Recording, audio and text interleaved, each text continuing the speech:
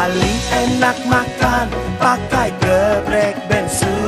Paling enak semua makan geprek bensu. Geprek, geprek, geprek, geprek, geprek, geprek, geprek bensu.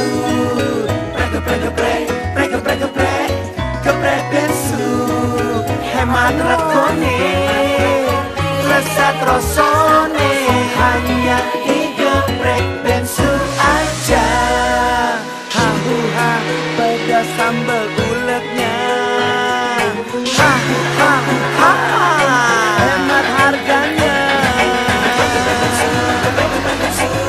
Hemat harganya. Nikmati persembahan geprek bensu menu Nusantara. Senang produk Indonesia. Hanya di geprek bensu aja. Walaupun dikatakan daya tahan tubuh anak lebih lemah dibandingkan orang dewasa, tapi data yang ada menunjukkan bahwa justru anak-anak tuh cuma sekitar 2% yang terkena. Anak ini secara umum anak di bawah 2 tahun. Tapi itu jangan diartikan bahwa anak lebih kuat terhadap COVID-19 karena memang ada kasus di mana anak-anak di bawah 1 tahun itu kalau terkena COVID-19 bisa lebih parah.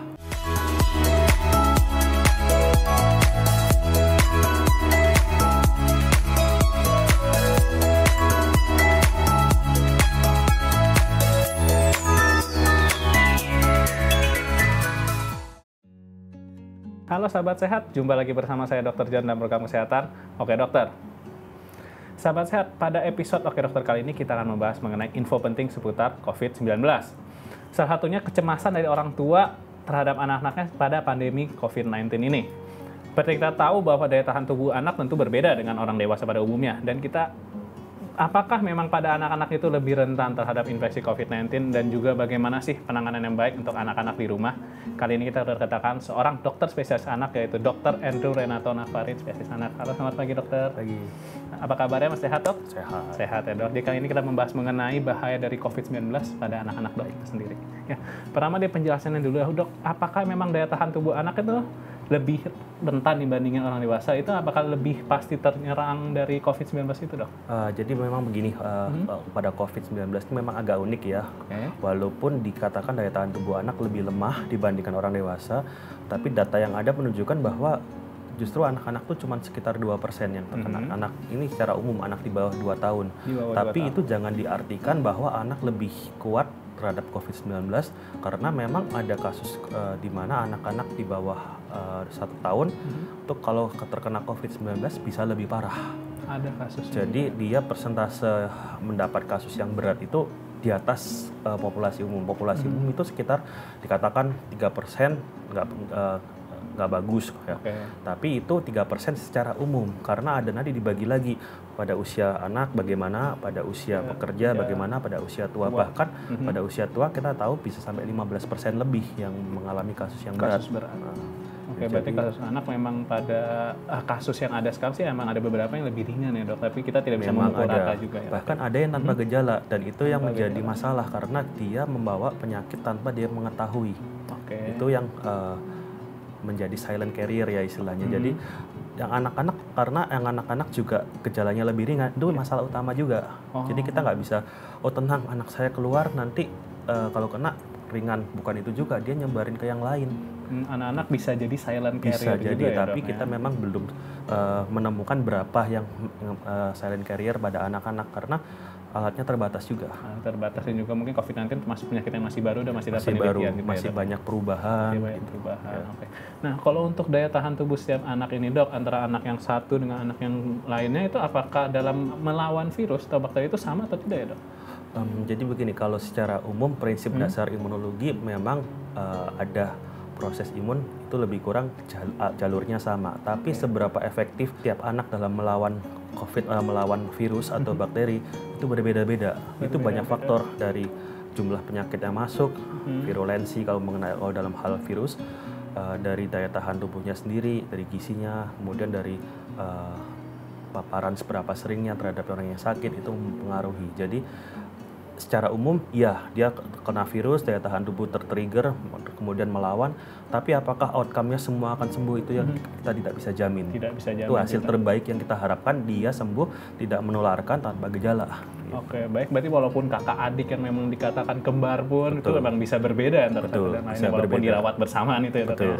Oke. Nah untuk anak-anak sendiri dok, apakah anak-anak mungkin yang sudah suka olahraga atau suka aktivitas di luar rumah dan juga makan-makannya dijaga oleh orang tua sendiri, apakah menjamin daya tahan tubuhnya pasti lebih kuat dibanding anak-anak lainnya atau tidak dok? Ya, jadi memang banyak faktor untuk menjaga daya tahan tubuh supaya tetap sehat, tetap baik. Salah satunya olahraga dan makan sehat. Memang kalau dibandingkan orang yang makan sehat dengan yang makan tidak sehat, daya tahan tubuhnya secara umum pasti lebih bagus yang makan sehat. Olahraga juga begitu. Tapi apakah dua ini menjamin bahwa dia tidak terkena penyakit ataukah kalau terkena pasti sembuh? Tidak ada jaminan. Tapi memang yang dikatakan adalah dengan menjaga daya tahan tubuh kita supaya tetap sehat, paling nggak kemungkinan membaik itu lebih tinggi. Tapi seperti yang saya bilang, cara lain seperti tak ada yang pemberian vitamin sehingga banyak yang sekarang kasusnya orang memborong vitamin, itu pun bukan jaminan. Karena kita sedang menghadapi penyakit baru yang belum kita ketahui. Apakah salah kalau kita hidup sehat? Enggak, sangat penting untuk hidup sehat. Cuman yang salah adalah kalau setelah kita minum vitamin, olahraga, makan sehat, terus kita overconfidence, terlalu pede bahwa kita tidak akan sakit parah, itu jangan. Nah, untuk solusi sendiri dok dari orang tua mungkin yang mempunyai bayi dan jadwal imunisasinya mungkin saat bulan-bulan itu saat dekat ini sebenarnya, tapi takut dok mungkin ke puskesmas atau fasilitas kesehatan karena COVID-19 itu ada sarannya dok? Baik, jadi memang ini sudah pernah dibahas. Apakah boleh imunisasi itu terlambat? Kemudian terlambat berapa lama? Imunisasi yang terlambat itu menyebabkan kalau di saat periode terlambat itu dia terkena kumannya, dia tidak ada daya tahannya. Itu risiko yang penting kita harus tahu. Kemudian kadang-kadang ada beberapa jenis imunisasi yang tidak bisa terlambat karena dia ada rentang usianya. Harus diberikan sebelum usia tertentu. Kalau diberikan setelahnya ada risiko tertentu. Kalau misalnya kita mau vaksin takut dengan COVID, gimana caranya dokter dan tenaga kesehatan yang lain itu membuat supaya orang tua yakin, misalnya nih saat disuntik nggak ketemu orang lain. Nah itu yang gimana caranya? Sendiri-sendiri. Betul, sendiri-sendiri. Jadi kita tetap menerapkan social distancing atau sekarang physical distancing ya. Itu yang lebih bagus supaya orang tuh yakin. Oh saya waktu datang pas pada saat jamnya saya nggak ketemu siapapun, aman. Ya paling ketemu dokternya doang. Sebenarnya ya dokternya sendiri itu juga suatu risiko karena kita nggak tahu dokter mana yang sehat tuh yang sakit. Karena seperti yang saya bilang bisa aja tanpa gejala. Ya itu. Jadi salah satu intervensinya mungkin dengan mengurangi dari orang lain ya. Betul. Nah untuk vaksin atau imunisasi sebenarnya ada yang wajib nggak sih dok yang harus sesuai tepat waktu itu? Contohnya seperti apa dok? Sebenarnya kalau semua vaksin ya diharapkan ya semuanya dapat, semuanya tepat waktu. Karena kita kan tujuan vaksinasi itu mencegah penyakit menular. Ya. Tapi kalau misalnya tanya apakah ada yang wajib, apakah ada yang bisa diundur, ya kita sesuaikan lagi. Bisanya kapan? Kemudian masalah biaya juga, kan itu juga harus dipertimbangkan. Kemudian tadi itu kalau dengan kondisi kayak gini, aman nggak mundur atau mana dulu yang dilengkapin, itu dibicarakan dengan dokternya masing-masing. Karena tidak bisa saya bilang bahwa harus vaksin A, ternyata ada pasien ini ada kasus yang nggak boleh divaksin. Jadi memang agak kompleks, tapi memang sebaiknya dibicarakan dulu. Nah ini dok, kan kita melihat ada juga kasus bayi terinfeksi dari COVID-19 dan menjadi pasien termuda dok. Nah bagaimana sih sebenarnya imun bayi kan walaupun belum terbentuk sempurna, cara dia menangkal virusnya, dia sembuh dari virus ini sebenarnya bagaimana sih dok? Ya sebenarnya kalau bayi, tadi kan seperti sudah saya bilang, kalau di atas di bawah 1 tahun, itu termasuk faktor risiko untuk jadi COVID yang berat. Tapi apakah semua akan mengalami itu? Tidak, karena ternyata sebagian besar akan recover. Kenapa bayi bisa angkanya lebih tinggi di bayi, kemudian di anak-anak setelah usia setahun dia menurun, kemudian setelah usia 40 dia meningkat, kita baru tahu sebagian. Misalnya ada faktor risiko diabetes, hipertensi atau penyakit-penyakit lain, itu masih on proses. Jadi kita nggak bisa tahu bahwa pasien yang ini akan menjadi berat. Kita memang tahu beberapa karena dalam kenyataannya ada juga yang masih usia pekerja 30 tahun, nggak ada faktor risiko juga berat. Bisa muncul gejala berat juga karena Jadi emang kita belum tahu banyak. belum tahu banyak juga mengenai penyakit baru ini ya dok. Ya. Belum. Untuk penggunaan masker sendiri dok, apakah kan pada ibu yang menyusui itu Iya. dianjurkan? Apakah pada bayinya sendiri apakah dianjurkan menggunakan masker? Itu bagaimana sih dok? Jadi masker itu sendiri selain ada syarat penggunaan, ada syarat juga di mana ada orang tertentu tidak boleh memakai masker. Tidak boleh memakai masker. Misalnya dia ada kesulitan bernafas, ada penyakit paru. Nah, kalau pada bayi ini nafasnya dia harus nafas hidung. Begitu disumbat, dia akan apakah dia akan ada gangguan atau tidak sulit diperkirakan. Tapi memang kalau paling aman ya bayi jangan pakai masker, bayinya jangan dibawa kemana-mana. Jangan dibawa kemana-mana, keluar rumah itu ya. Nah sekarang kita ini ada beberapa headline dok tentang COVID-19. Boleh ya dokter minta komentarin tanggapannya. Nah ini dok, mengenai hindari menjemur bayi langsung di bawah sinar matahari. Nah ini bagaimana sih tanggapannya dokter sebagai dokter spesialis anak? Oke, jadi menjemur bayi langsung di bawah matahari kan tujuannya biasanya karena untuk kuning. Oke.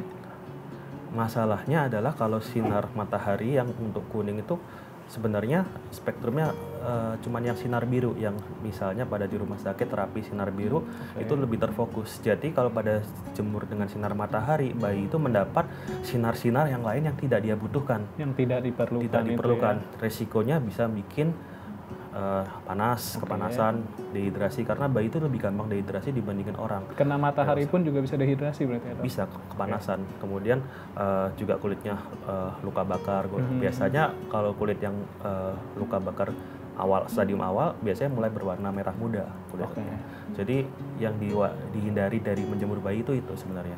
Oke, tapi mungkin untuk kondisi masing-masing bayi kita tidak boleh memukul rata semua harus dijemur atau tidak. Lebih baik kita konsultasikan dulu ya dengan dokter. Sebaiknya memang dikonsultasikan dulu. Dan juga apa tujuannya itu dari awalnya. Nah, untuk jika anaknya sedang demam dok, bisa bayinya sedang demam itu dianjurkan nggak sih dok terkena matahari? Ya, jadi sebenarnya kembali lagi demam itu sendiri karena apa? Ya.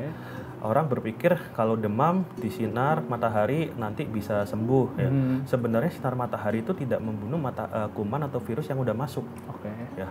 Kalau kita jemur barang itu salah satu cara mensterilkan memang, tapi kalau sudah anak kita sakit bukan dijemur. Malah justru kita takut dengan dijemur tuh bertambah panas karena dehidrasi juga. Jadi sebaiknya kalau dijemur pada saat demam itu sebaiknya jangan dilakukan. Atasi dulu demamnya. Kemudian kenapa mau dijemur, nanti dicari lagi waktu yang tepat. Nah sekarang dok kita akan melihat beberapa pertanyaan juga dari sahabat sehat yang sudah bertanya. Kita ngeliat dulu videonya dok. Dok, saya mempunyai anak usia 2 tahun. Dia susah makan. Terus solusinya apa dok? Terima kasih. Dokter, anak saya umur 2 tahun lagi di fase mogok makan. Gimana sih cara solusi menghadapi itu dok? Oke, jadi fase mogok makan ini kalau orang umum bilangnya GTM, gerakan tutup mulut. Walaupun di dokter tidak ada istilah itu. Kita harus cari kenapa dia tidak mau makan. Jadi jangan sampai disamaratakan. Tiap anak kasusnya berbeda-beda. Paling simpel, ini anak sudah umur 2 tahun, dia sejak lahir dikatakan sejak di dalam kandungan pun dia sudah mengenal rasa makanan. Jadi kalau anaknya apalagi udah anak umur 2 tahun, dikasih makanan yang sama itu saja nggak mau makan, bukan salah anaknya, memang masakannya. Itu satu. Kedua, bisa juga karena ada masalah dari organ untuk makan, misalnya lagi sakit gigi, ada gigi yang bolong, ada gigi yang lagi tumbuh, ada yang tenggorokannya mungkin sakit, ada yang juga, luka, ya. Betul, tenggorokan sakit, jadi tidak bisa makan, ya itu bisa saja. Kemudian bisa juga memang anaknya sendiri ada sakit. Kalau orang sakit itu kan cenderung tidak mau makan. Nah, itu sebabnya kalau anak-anak yang tidak mau mogok makan, memang sebaiknya dibawa ke dokter anak. Karena kita mau cari tahu apa sih ini anak masalahnya. Kalau semuanya sudah benar, bisa saja karena jadwal makan atau kita sebutnya feeding rules. Jadi anak itu harus ada jam makan yang mengikuti jam keluarga. Kalau keluarga jam makannya berantakan, ya otomatis anaknya juga akan berantakan. Jadi kita harus disiplin, jam segini makan, kemudian snacknya jam berapa. Karena apa? Kalau misalnya anak ini jamnya berantakan, dia makan snack dulu atau minum macam-macam dulu sebelum makan besar, pasti perutnya udah penuh duluan, tidak bisa makan. Dan kalau itu dijadikan kebiasaan, lama-lama beratnya sulit naik. Gitu. Jadi masalahnya tidak ada sakit, tidak ada makanannya udah enak-enak, tapi jadwalnya berantakan. Itu juga bisa bikin anak tidak mau makan. Oke. Nah, kalau untuk tanda bahayanya ini dok, kapan kita tahu kalau anak yang tidak mau makan itu kita harus ke dokter nih, harus mencari pertolongan dokter, ada tanda bahayanya dok? Tanda bahaya sih kalau misalnya anaknya selain dari nggak mau makan ya ada penyakit, tanda-tanda penyakit demam atau beratnya nggak naik sama sekali atau kelihatan kurus, itu sih sudah termasuk tanda bahaya. Tapi kalau misalnya yang lain-lain selain dari mogok makan ya beda-beda. Ya. Oke, berarti memang kita mesti lihat dahulu masing-masing juga ya dok ya? Masing-masing. Oke, kita lihat video selanjutnya ya dok. Halo dok, mau tanya, anak saudara saya umur 3 tahun belum bisa bicara dengan lancar. Itu normal nggak ya? Makasih dok. Nah, ini katanya anak umur 3 tahun tapi bicaranya belum lancar. Nah, itu bagaimana dok tanggapan dokter? Ya, jadi kalau anak belajar bicara itu kita prosesnya kan panjang ya. Jadi kita harus buktikan dulu satu nih, pendengarannya baik. Kalau pendengarannya dia terganggu, pasti dia akan kesulitan untuk berkata-kata. Karena dia tidak mendengar itu. Benar, pendengaran baik. Kemudian fungsi otaknya juga baik. Dilihat dari umur 3 tahun dia sudah bisa ngapain aja. Kalau semuanya baik, cuman masalahnya susah untuk bicara, dilihat kenapa, apakah stimulasinya kurang atau tidak tepat.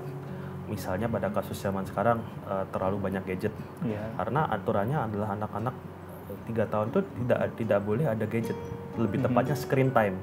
Jadi screen time itu adalah tidak boleh melihat TV sendiri, tidak boleh melihat HP sendiri.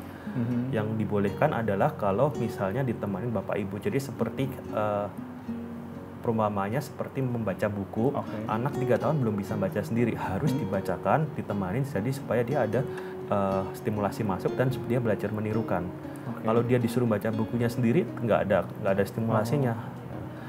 Kalau misalnya itu karena gadget, ya. Kalau yang ada beberapa yang lain tuh terlalu banyak stimulasi, jadi bapaknya bisa bahasa Inggris, Prancis, Mandarin, Belanda, di rumah banyak bahasa, itu ya, dok, ya? akhirnya bingung anaknya. Jadi bicaranya tuh kayak seolah-olah dia nggak tahu mau ngomong apa. Jadi makanya anak tuh diharapkan bisa dulu satu bahasa ibu atau bahasa orang tua tepatnya. Setelah dia menguasai satu dengan bagus, dia belajar bahasa kedua, ketiga, keempat itu bagus, nggak apa-apa. Tapi jangan tiap hari diberikan 4 bahasa, yang ada nggak masuk ya. Oke, berarti memang banyak sekali faktor yang mempengaruhi ya dok ya. Sekarang dok, dari dokter apakah ada saran dok, sahabat saya sudah menonton dok? Jadi pada masa pandemi seperti sekarang ini, tetap yang kita lakukan meminimalkan penularan dari COVID. Ya kita tetap sebisa mungkin kita di rumah aja, stay at home gitu. Kemudian kalau terpaksa keluar, ya gunakan pelindung